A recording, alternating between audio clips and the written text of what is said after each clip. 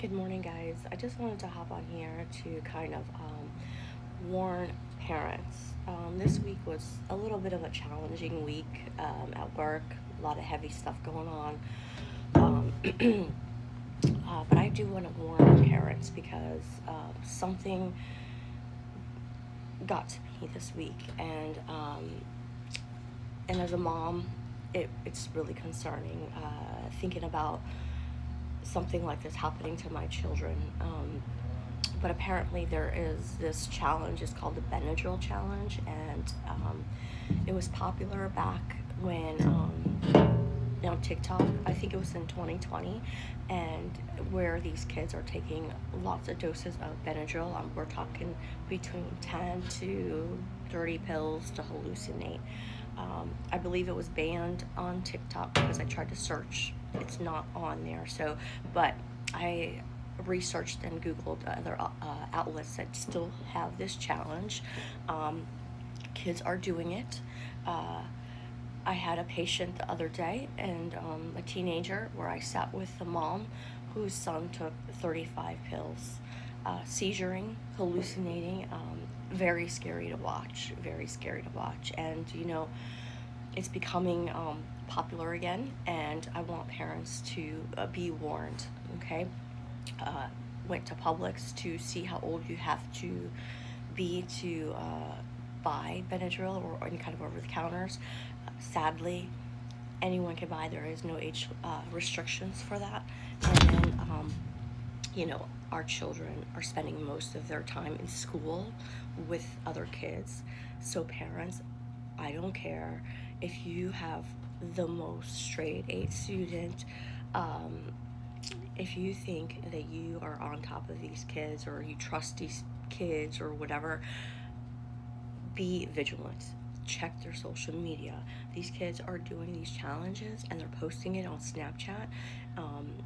If you think your kids don't have Snap or a phone, well, they're they're becoming smarter and they're using their friends' phones and their friends' information to start their own Snapchats, hide their names. It's seriously a full-time job. So our children and our adolescents are going through major mental health crisis. Um, Suicide, depression, anxiety. It's significant, and it's really sad. Because they could put on a good front and say they're fine, they're fine, they're fine until like something happens, and you're like, oh my God, where did this come from? Like, I had no signs of this. So, parents, please, vaping, um, these challenges, the pens, everything. They are so big in school. I mean, kids are selling it. Kids are smoking it in the bathrooms. It's insane. Like, I don't even understand. Apparently, there's just not a lot of resources for schools and budget cuts, but it's our responsibility as parents to stay on top of our children.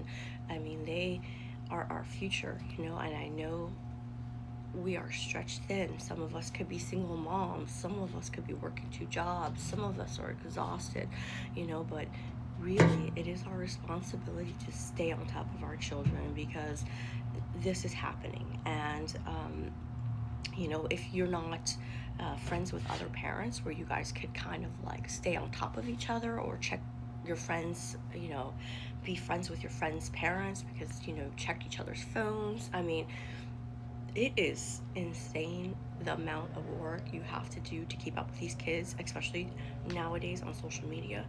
Girls are having self-image problems, trying to compare. Their minds are not fully developed to understand that all of this is fake and AI generated, and they're trying to be like someone that is on like TikTok or whoever they idolize, and they just don't understand. So, that pressure is pressure on kids. I mean, for example, I get people that kind of like hate on me sometimes, and it's like, okay, that's fine. You hate me or whatever. You don't like me. Cool. I don't care. But these children don't have the mentality. Their minds are not fully developed to to handle the stressors.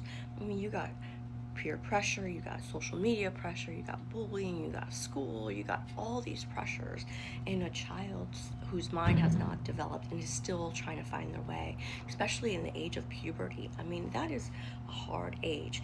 So they're going to do stuff to fit in, and I just urge parents to stay on top of their kids, please, because you don't want to be sitting there in a hospital like I was sitting there next to that mom, just watching your child like suffer. And thankfully, that child is alive, but these are issues that are not new.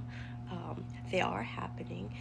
Some people know about this and some people don't, because when I spoke to a few people, I did some research, they didn't know about that, and they were really surprised to hear. So I felt like it was my duty to kind of get on here and just speak up for that, and just say stay vigilant, talk to your children, ask questions, have open communication with your children, and just keep talking to them and reminding them, just love on them. And that's it. Thank you so much, and have a great day.